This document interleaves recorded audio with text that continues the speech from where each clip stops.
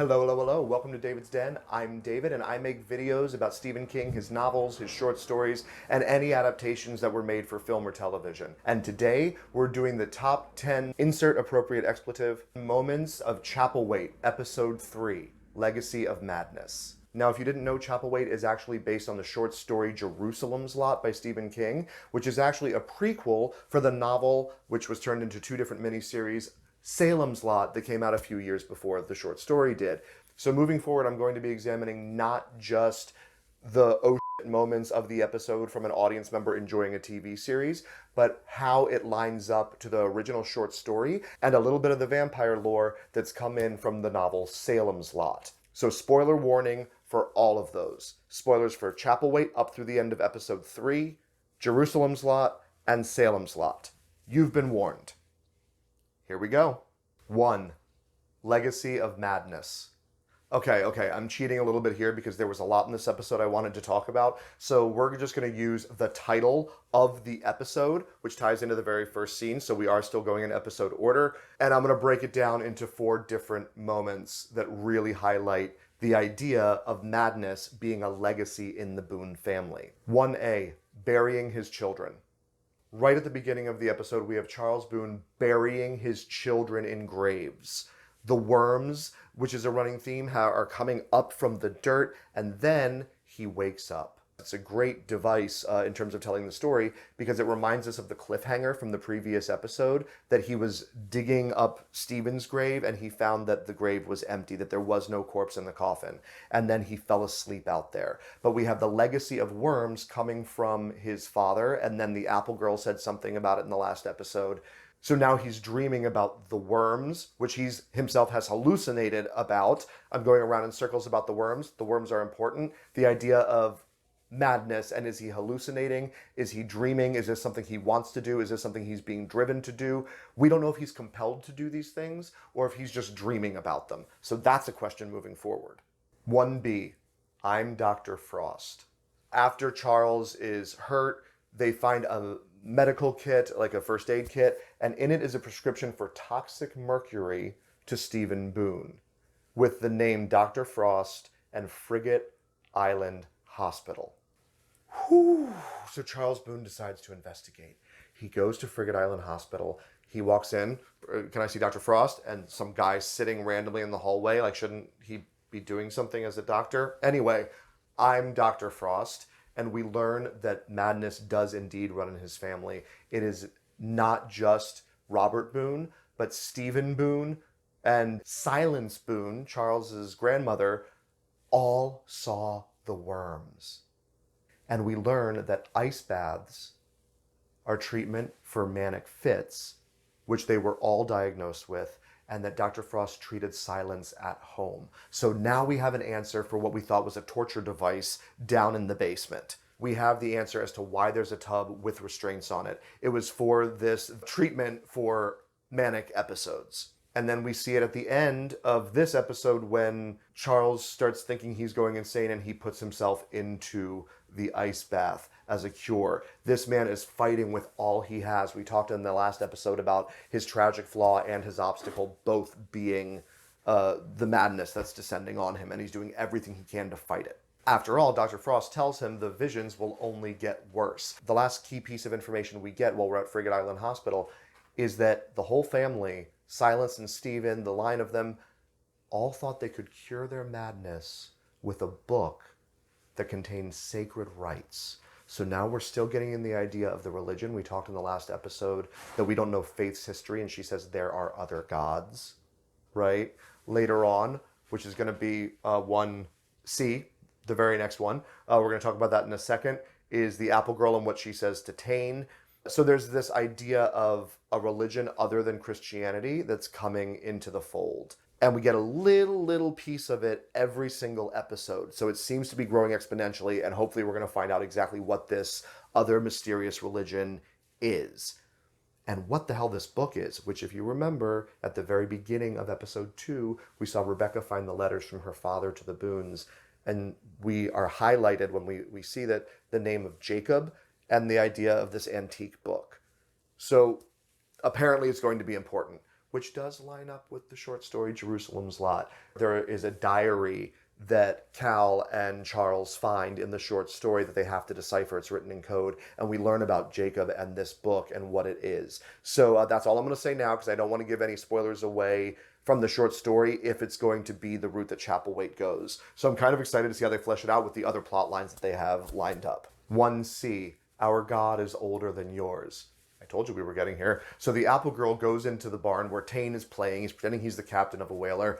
And she's sitting there with her apple, and she has that rhyme that explains basically what a worm would be described as, you know, in poetic style. He has no eyes, he runs through the ground, no arms, and it's this rhyme that he eats the dead.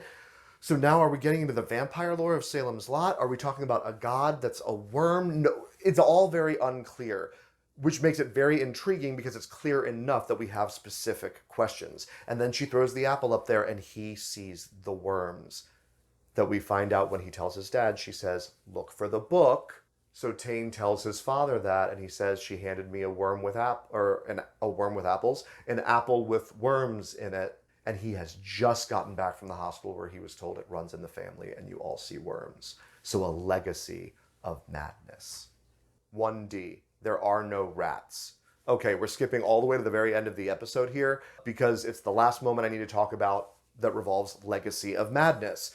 Charles is starting to piece together the sounds in the walls. He knows that Stephen's not in his grave. There's this idea where he keeps hearing the sounds and he's telling himself, I'm going mad, this is all a hallucination. I was just told that madness runs in my family, so there are no rats. There are no rats. And they get louder, they get louder. He hears them more until you see a light bulb go off, and he's piecing together that Stephen might be behind the walls. At least that's what I got from it. And he takes this axe in a very reminiscent of The Shining moment and starts shouting, there are no rats, and breaking the house apart. And as he turns to go to the next wall, here comes Loa, and he almost hurts his child, which of course snaps him right out of it. Also reminiscent of The Shining because it's what saves Jack from killing Danny. Is he realizes that it's his son and refuses to let the alcoholism take over. So there's a whole section of videos on that. I just finished editing and releasing them. So, sorry, my mind is on The Shining. But it's very reminiscent of another King work. I wonder if that was intentional. I hope it was because I love the nod and it didn't get in the way. It wasn't like they threw something in there just to give an allusion to The Shining. But it shows this legacy of madness that he then tries to take an ice bath to cure his manic fit. 2. My name provokes them. Holy I love this conversation. So the constable comes to the door and says, hey, maybe you shouldn't come to town so much.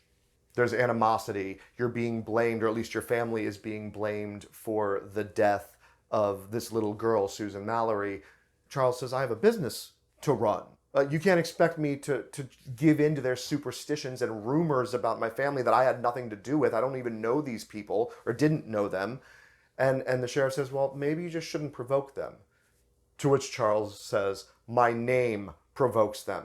The children of my color's skin provokes them. Basically, what the f*** am I supposed to do? Until the sheriff says you could think about leaving. Ooh. That's not something you say to Charles Boone. He is a very determined man, and he has a vision for an industry here at Chapelwaite, using the citizens of Preacher's Corners to help them. And he's just fighting against people who are rooted in fear and old world evils, just like the themes of Bram Stoker's Dracula, which Stephen King reversed in the novel of Salem's Lot. Not going to get into that. If you watch the first episode reaction, we spent a lot of time on the exact themes of Salem's Lot and the story Jerusalem's Lot and how it was all inspired by Bram Stoker's epistolary style novel, Dracula. So another nod to that. Bravo. My name provokes them. Also, just what fantastic dialogue, right? It brings up there's nothing I can do. It's literally my family's name, and it brings up the racial tension that we've been addressing, right?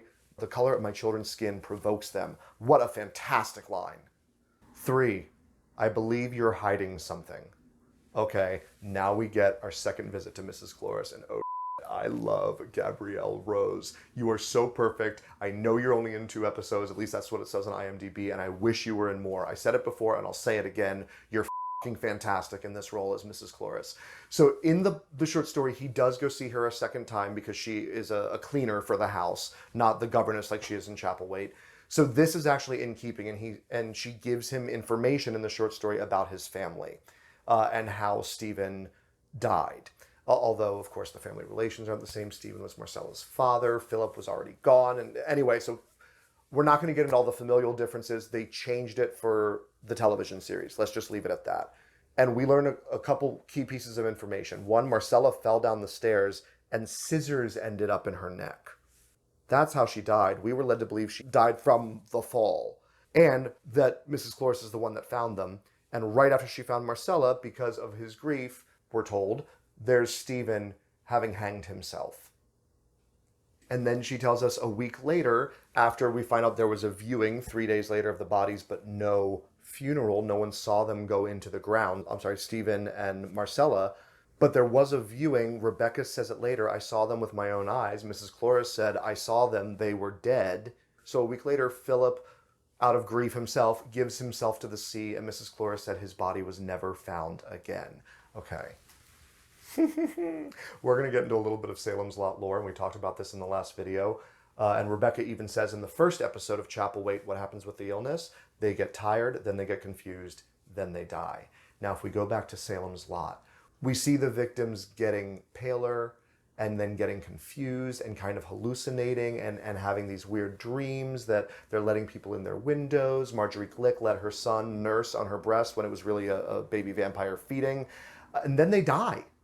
Danny Glick actually got into a coffin, and Mike Ryerson was about to put dirt on it when he felt the lure call him to open the coffin, and there was Danny as a vampire. We had Marjorie Glick, his mother, actually get to the morgue. And, morgue was in the miniseries, actually get to the funeral home, which is in the second miniseries, but also the novel. It's very confusing. There's two miniseries, and one's a little bit more faithful, although the other one is actually better. Doesn't matter. Those are other videos. I've already done those. You can watch them if you want. So we know people actually die and then they rise again from the Salem's Lot lore. But again, we have this idea of the worm, and how does the fucking worm play into all of it? Can't wait for these answers. And this is what marks, in my opinion, a good storyteller. We're kept on the edge of our seat and we're given just enough information to make us ask those questions. But to finish off my comments here on the second Mrs. Cloris visit, this all happens because Charles says, I feel I was lured here under false pretenses. We got the letter at the beginning of this episode that Stephen had sent him saying, I bequeath to you the house. And now he's asking Mrs. Cloris why, and she won't tell him. I love how close to the vest Gabrielle Rose plays this. I mean, yes, it's written this way, but she does a fantastic job of playing it. 5, deliver God's wrath on the Boones. Okay, so now we're about to have the funeral for Susan Mallory the next day, and Sam Goodall, is that his name? Samuel Gallup, who is the former minister of the town and whose daughter Alice is now married to the current minister. So again, we're going to get to this theme of progress and tradition, and now we literally have it head to head with a young minister who believes in love and righteousness and forgiveness as a way forward and community versus the old tradition that Sam brings to it of we need to give them a scapegoat. We need to give them someone to blame for this illness, and we need to root the Boones out of town. So it's great for that theme. Also, Eric Peterson, the way he just gets in his face and sits there and stares unflinchingly, so intimidating. And you can see that Minister Burroughs is not falling for it at all. It's a fantastic representation of the war between two people that on a larger scale represents the whole town. And we also get that bit of history. Would you be so angry at the Boones, Sam, if Silence, Charles's grandmother, hadn't bought the land for Chapelwaite from your father? And he comes back with, she stole that land. So now we're getting actual animosity, and we know that the former minister does not have pure thoughts, right? He's not working from a place of good for the town. We're building in those seeds of animosity from legacy tradition. Legacy of madness. Look at that. Still goes back to the title, even though it's not madness. 6, we've been expelled. Of course, the children are getting kicked out because Susan Mallory died, and actually it's right after Mary Dennison, the constable's wife, is diagnosed as having the illness by the doctor and the quarantine sign is put up. Plot-wise, it happens right after that in the storyline. So we get this, we're all scared of the illness, and we're going to blame all the Boones. So even though Minister Burroughs hasn't given his sermon yet, preaching love and acceptance and faith, at least that's what he said he was going to do, what we're seeing behavior-wise from the town itself is the fear that Sam wants to instill. So again, we're seeing the deep-rooted tradition. And also, oh, why are you expelling children? I get it, quarantine, we just went through COVID, but come on. 7. He was working for the Boones as recently as 2 years ago. Oh, so now we're finding out that not only was Rebecca's father the Boone's lawyer, and he disappeared 15 years ago, but that he's been working with them as recently as 2 years ago. So he's been in town and still not seen his daughter or his ex-wife. I mean, I get the ex-wife maybe. Why? I don't know why she's an ex. But his daughter? Right? And what is it she says? It's a great bit of character development. He could have been in this town. He could have seen us. But the real thing I want to get at is she says, as recently as 2 years ago. So the most recent correspondence we have with them is shortly before Stephen died, given the timeline, right? Maybe a few months to a year before Stephen died. And that's also the time that the illness started in the town. So something's going on with her dad's disappearance for the third time because he abandoned them, abandoned a second family, and now he was working with the Boones and the letters just stopped. So what the f***? 8, Axeman. Love that this Axeman is back. We had that fantastic, one of the most amazing, gruesome death scenes in any horror franchise I've seen that actually was not very gory in terms of what we got to see visually, but we can imagine so much more. Right at the end of the first episode, the cliffhanger where suddenly, you know, the guy's going to the Boone house to light it on fire, and he's in the carriage, and some guy with an axe and a top hat just boom and bleeds him out. Well, we get him again. Right after the fight in the bar, which we're getting to in a minute, because it goes with a point later I want to make in terms of episode order, I promise. You have the Axeman find one of the scragglers who's alone in the woods, and not only does he kill him, but once again he bleeds him out into the bucket and carries the bucket away. Where is that blood going? 9, Loa's necklace. So after the incident with the school children where her necklace broke, which were shells from her mother, we hear in the dialogue at one point, they disappear. This was actually in the last episode, and she's blaming Tane, and no one knows where they are. But remember, we had that hand, that mysterious hand in the dark that came to her, and she's okay. She doesn't have this illness, right? So who was that hand, if we're going with the vampire lore causing the illness? And now suddenly her necklace is back. Was it the same person? How did the necklace get fixed? And how did it appear on her while she was sleeping without her waking up? So many questions. 10, I'm not one to play games. This episode is an amazing feat of character development for Charles Boone. And one of the main ways we get that is in the fight with the townspeople. Actually, mostly the people who worked at the sawmill, and at one point you definitely hear the former minister Sam's voice there saying, "Get out of town, Boone," in that nasally voice. God, I love the way he plays this role. The scene that I skipped earlier for a little bit of setup is they throw a rock or something through a window, and they tell Boone to come out, and he comes out with a gun. Someone surprises him, and he gets the kicked out of him, which is when they find the medicine kit with the toxic mercury. But then we fast forward the next day, none of them are at work. So Charles goes down to the bar and finds them, tells them all they're fired, breaks a bottle, almost causes a brawl, but basically using his intellect and the idea of justice and doing what's right. You're all fired, and I'm keeping the money that you're owed, your pay that you're owed, to fix my windows. And he gets away with it. And of course, at the very end of that scene, we get the former minister, who was also part of the group that attacked him, coming in saying, "Hey, these are the men that are going to buy your land." And I love his response. What is it? It's something, oh man, I should have written it down, but it was something along the lines of, "Ask your friend how I feel about that." Oh, he's such a confident, amazingly strong and strong-willed man that, of course, is facing this legacy of madness. All right, guys, that's it. Thank you so much for tuning in to this episode of the Top 10 Moments of Chapelwaite, Episode 3, Legacy of Madness. Keep an eye out for the next few videos coming up, because I'm going to keep doing the episode reactions. I'm hoping to be caught up by next week to do them next day. But I'm also going to be working on the first collection of short stories that Stephen King published in 1978, Night Shift, which is actually what contains the very first story in it is Jerusalem's Lot that Chapelwaite is based on. So go read it if you haven't read it. I'll be examining that in a lot more depth coming up in one of the next few videos.